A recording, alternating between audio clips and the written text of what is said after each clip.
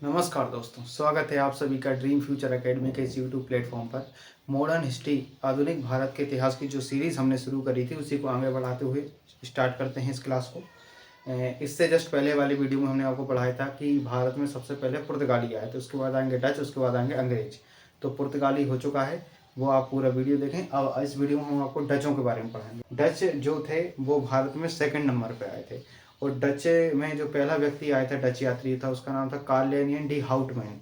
यहाँ हमने लिखा है पहला डच यात्री कार्नेलियन डी हाउटमैन 1556 में आया था, जबकि वास्को डी गामा कब आया था? 1498 में। वो पुर्तगाली था। उसके बाद डचों ने भारत में जो व्यापार किया वो वस्त्रों का व्यापार किया था, जबकि अंग्रेज ने या पुर्तगालियों ने उन्होंने मसालों का किया था। वस्त्रों का भी किया था, लेकिन इन्होंने सिर्फ और सिर्फ किसका किया? वस्त्र यानी कपड़ों का व्यापार किया। तो डच यात्रियों ने वस्त्रों का व्यापार किया। पहला डच यात्री कार्नेलियन डी हाउटमैन, और इनकी जो व्यापारिक कोठी थी वो कहाँ पर खोली गई थी? मसूलीपट्टनम में। मसूलीपट्टनम में खोली जाती है, आंध्र प्रदेश के पास पड़ती है। और उनकी पुर्तगालियों कहाँ पर खोली थी? उनकी खोली थी कोचीन में। कोचीन कहाँ? केरल में। तो दोनों में ध्यान रखना है। तो पुर्तगाली की कोचीन में और इनकी मसूलीपट्टनम में। अच्छा, कल एक वीडियो, पिछली जो वीडियो थी उसमें हमने आपको बता दिया था कि जो पुर्तगालियों की जो कंपनी का नाम था उसका नाम था एस्तादो द इंडिया। वो कंपनी का नहीं था, वो जो हिंद महासागर में उनकी जो नेवी थी, नेवी मतलब उनकी जो सेना थी, नौसेना, क्योंकि वो कब्जा करते हिंद महा, जो भी आता उससे बोले थे कार्जन टैक्स, तो उनकी वो कंपनी, वो नेवी का नाम था। तो एस्तादो द इंडिया क्या था? वो नेवी का नाम था। आप उसे करेक्ट कर लेना, ठीक? कई बार हो जाता है गलतियाँ, चलिए कोई दिक्कत नहीं है, आप करेक्ट कर लेंगे। तो डचों ने वस्त्रों का व्यापार किया। पहला डच यात्री कार्नेलियन डी हाउटमैन, और व्यापारिक कोठी मसूलीपट्टनम में खोली। अब देखिए, डच जो थे इन्होंने भारत में पहली बार औद्योगिक वेतन भोगी रखे। मतलब जो उद्योग ये लोग करने आए थे, यानी उद्योग मतलब होता है इंडस्ट्री वगैरह, इन्होंने खोली। तो उस इंडस्ट्री में इन्होंने वेतन भोगी रखे। वेतन भोगी मतलब होता है ऐसे व्यक्ति जो वेतन के लिए काम करते हैं। तो उन्होंने कुल मिला के कहने मतलब जो आज इंडस्ट्री में काम करते हो ना, तो आपको पैसा मिलता है, तो वैसे ही इन्होंने पहली बार भारत में इंडस्ट्री में काम करने के लिए मजदूरों को रखा। तो डचों ने भारत में पहली बार वेतन भोगी रखे। अब डच कैसे खत्म हो गए भारत से? क्योंकि ओवरऑल आखिरी में अंग्रेज अकेले बचेंगे, बाकी ये सबको हटा देंगे। तो बताएंगे पुर्तगालियों को अंग्रेज कैसे हटाएंगे, अभी अंग्रेज पढ़ाएंगे तब पुर्तगाली बताएंगे। पहले डचों के बारे में बता देते हैं, डचों का खात्मा कैसे हुआ। तो डचों का अंत या डचों का खात्मा भारत से कैसे हुआ? तो 1759 में कलकत्ता जगह पर थी बेदरा, तो बेदरा का युद्ध हुआ कलकत्ता में 1759 में। यहाँ पर ये युद्ध होता है तीन लोगों के बीच में। एक मीर जाफर था, बंगाल का शासक, डच, ये दोनों एक साथ हो जाते हैं। मीर जाफर और डच दोनों एक साथ हो जाते हैं। और अंग्रेज, अंग्रेज में कौन था? Robert Clive. तो ये अंग्रेज अधिकारी था, उस टाइम गवर्नर था। तो एक साइड ये हो गया और एक साइड ये दोनों हो गए। मीर जाफर बंगाल का नवाब और डच, ये दोनों एक साइड हो गए। और रॉबर्ट क्लाइव, तो रॉबर्ट क्लाइव यानी अंग्रेजों ने इनको दोनों को हरा दिया। और जैसे इनको हराया तो डचों का भारत से क्या हो गया? अंत हो गया, खात्मा हो गया। और इसके बाद जो बचे कुछ डच थे वो इंडोनेशिया भाग गए। कहाँ चले गए? इंडोनेशिया। तो इस प्रकार डचों का भारत से क्या हो गया? खात्मा हो गया। तो एग्जाम में क्वेश्चन आएगा डचों का भारत से अंत कैसे हुआ, तो आप बोलना बेदरा के युद्ध में। तो ये हो गए डच आपके कंप्लीट। अब इसके बाद जो अगले आएंगे वो अंग्रेज पढ़ेंगे। तो क्लियर है आपको डच? चलिए चलिए अब देखते हैं इनके बाद डचों के बाद कौन आएगा। तो डचों के बाद जो आएंगे वो आएंगे अंग्रेज आएंगे। तो यहाँ पर हमने लिख दिया कंपनियों का भारत में आने का क्रम। सबसे पहले पुर्तगाली आए, उसके बाद आएंगे डच, उसके बाद आएंगे अंग्रेज। तो तीसरे नंबर पर कौन आया था? अंग्रेज। उसके बाद डेनमार्क, उसके बाद फ्रांसीसी, लास्ट में आएंगे स्वीडन। देखो जितनी भी कंपनी आती हैं सारी की सारी प्राइवेट ही, एक्सपेक्ट फ्रांस को छोड़कर। फ्रांस अकेली कैसी थी? गवर्नमेंट, मतलब गवर्नमेंट कंपनी थी। बाकी सब कैसी थी? प्राइवेट। ये भी प्राइवेट थी, ये भी प्राइवेट, सब में आप प्राइवेट लिख लेना। किसको छोड़कर? फ्रांसीसी। ये सरकारी कंपनी, मतलब यहाँ की स्थापना वहाँ की सरकार ने करी थी। बाकी ये सारी कंपनियां प्राइवेट थी, खुद अपने अपने पैसे लगाकर आई थी। ठीक है, परमिशन लेने पड़ी, लेकिन वहाँ की जो महारानी थी अंग्रेज इंग्लैंड की, उनसे परमिशन जरूर ली थी इन्होंने। और यहाँ पर देखते हैं कंपनी की स्थापना का क्रम। सबसे पहले जो कंपनी की स्थापना हुई वो पुर्तगाली हुई, उसके बाद अंग्रेजों की हुई स्थापना। तो देखो यहाँ ध्यान से समझना, पहली आई थी पुर्तगाल, दूसरे आए थे डच, लेकिन पहली कंपनी बनी पुर्तगाल, दूसरी बनी अंग्रेजों की। अंग्रेजों की सन 31 दिसंबर सन 1600 की इसकी स्थापना हो गई थी अंग्रेज। उसके बाद आएंगे डच, उसके बाद आएंगे डेनमार्क, उसके बाद आएंगे फ्रांसीसी, उसके बाद आएंगे स्वीडन।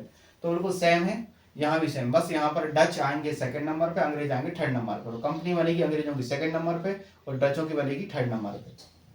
अब देखें British east India company, Bharat कहाँ पर है? ईस्ट की ओर है, पूरब की ओर है ना, जबकि इंग्लैंड वेस्ट की ओर है। तो ब्रिटिश अंग्रेज थे ये लोग, तो इन्हें बोलते थे ब्रिटिश। ये कहाँ व्यापार करेंगे? ईस्ट में, यानी भारत ईस्ट में है तो ब्रिटिश ईस्ट है। इंडिया में करेंगे इंडिया और सी से आएगा कंपनी, तो इसका नाम हो जाएगा ब्रिटिश ईस्ट इंडिया कंपनी। तो ब्रिटिश ईस्ट इंडिया कंपनी की स्थापना के समय भारत का शासक अकबर था, क्योंकि 1600 में अकबर था, 1605 तक अकबर था।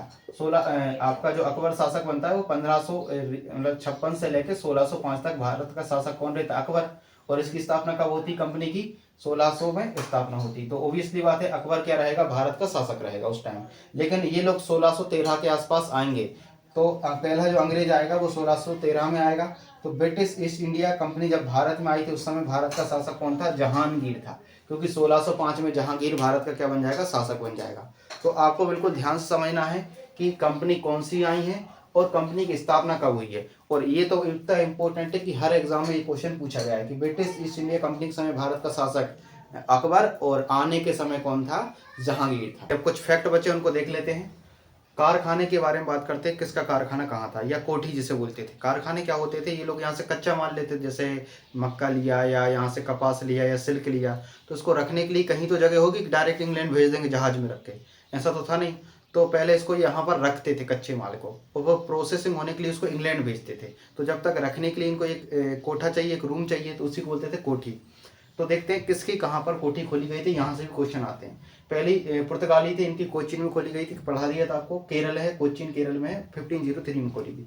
डचों की मसूलीपट्टनम आंध्र प्रदेश या मछलीपट्टनम बोलते हैं इसको, ये आंध्र प्रदेश में 1605 में खोली गई थी। अंग्रेजों की IMP मोस्ट इंपोर्टेंट सूरत में, तो सीधा एग्जाम में क्वेश्चन आता है अंग्रेजों की कहाँ पर खोली गई थी? सूरत में खोली गई थी, 1608 में खोली गई थी। अगले कौन है? फ्रांसीसी। फ्रांसीसी इनकी भी सूरत में खोली थी, लेकिन 1668 में खोली थी, तो दोनों में काफी अंतर है। तो अंग्रेजों की सूरत में और फ्रांसीसी की सूरत में। डेनमार्क वालों की त्रावणकोर केरल में खोली गई थी, ये कोई खास नहीं। और स्वीडन की कहीं पर नहीं खुली, इनको तो वैसे ही भगा दिया था, ठीक है, अंग्रेजों ने वैसे ही भगा दिया था। तो देखो पुर्तगाली सबसे पहले आए, तो सबसे पहले कहाँ पर आया वास्को डी गामा? केरल में, तो केरल में ही खुलेगी इनकी कोचीन में। डच जो आए वो आंध्र प्रदेश साइड आए। आंध्र प्रदेश कहाँ पड़ेगा? यहाँ पर, तो मसूलीपट्टनम के पास आए, यहाँ पर आंध्र प्रदेश पड़ेगा। उसके बाद अंग्रेजों की सूरत कैसी है? सफेद सफेद है, गोरी गोरी। तो सूरत में किसकी खुली? अंग्रेजों की। और फ्रांस के लोग भी जैसे मतलब गोरे होते हैं, और फ्रांस में एक शो चलता है, ठीक है, फैशन शो जिसे बोलते हैं, और फैशन शो में सब लोग गोरे गोरे आते हैं, हालांकि काले वाले भी आते हैं, ठीक है। तो फैशन शो कहाँ पर होता है? फ्रांस में, पेरिस में। तो फ्रांस की कैपिटल क्या है? पेरिस, तो इसलिए आप इसको भी ध्यान रखना। तो फ्रांसीसी कहाँ पर खुलेगी? सूरत में खुलेगी। और डेनमार्क वालों की त्रावणकोर केरल में खुलेगी। तो एक तो याद कर ही सकते हो। तो पुर्तगाली सबसे पहले आए, उसके बाद डच, अंग्रेज, फ्रांसीसी, डेनमार्क और स्वीडन। तो ये हो गई आपकी व्यापारिक कोठियाँ। इसमें अंग्रेजों की SSC वगैरह बच्चों वालों के लिए तो अंग्रेज वाले ध्यान रखना है, बाकी जो UPSC और PSC कर रहे हैं तो सारी ध्यान रखना पड़ेगा। चलिए अब कुछ और फैक्ट है, जैसे पांडिचेरी की स्थापना। पांडिचेरी 4 जगह है, ध्यान रखना। देखो ये यहाँ पर मिलेगा आपको आंध्र प्रदेश, यहाँ पर मिलेगा तमिलनाडु, यहाँ पर मिलेगा केरल। तो पांडिचेरी कितनी जगह है? 4 जगह है। एक यहाँ पर है आपका आंध्र प्रदेश में 2 पांडिचेरी है, जिसे आज पुडुचेरी बोलते हैं। एक तमिलनाडु में पड़ती है और एक केरल में पड़ती है, जिसे बोलते हैं माहे। तो ये जो पांडिचेरी है इनकी स्थापना हम आपको डिटेल में पांडिचेरी के बारे में बताएंगे इंडियन जियोग्राफी में। तो पांडिचेरी की स्थापना किसने करी थी? फ्रांसिस मार्टिन ने करी थी, टाउनशिप प्लानिंग के तहत। टाउनशिप प्लानिंग ये होती है कि इसमें 50 साल आगे की प्लानिंग करके बनाया जाता है कि 50 साल तक ऐसा नक्शा क्या रहेगा, कितना इसका विकास होगा। तो टाउनशिप प्लानिंग में एक जैसे घर होते हैं। तो पांडिचेरी की स्थापना किसने करी? फ्रांसिस मार्टिन ने की थी, टाउनशिप प्लानिंग के तहत। अगला है बम्बई यहाँ पर पड़ेगा। बम्बई का संस्थापक था गेरोल्ड अंगियर।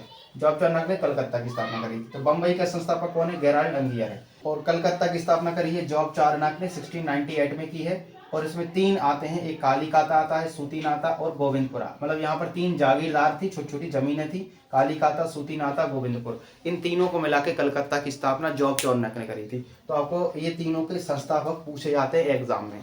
अब इसके बाद पढ़ेंगे अपन अंग्रेजों के बारे में, क्योंकि मेन तो वही है, बाकी ये सबको हटा देंगे। तो पुर्तगाली खत्म हो जाएंगे, डच हो जाएंगे, फ्रांसीसी, डेनमार्क, स्वीडन सब खत्म हो जाएंगे और अंग्रेज बचेंगे, और अंग्रेज भारत में शासन करेंगे। तो देखते हैं कैसे अंग्रेजों ने भारत में शासन किया है।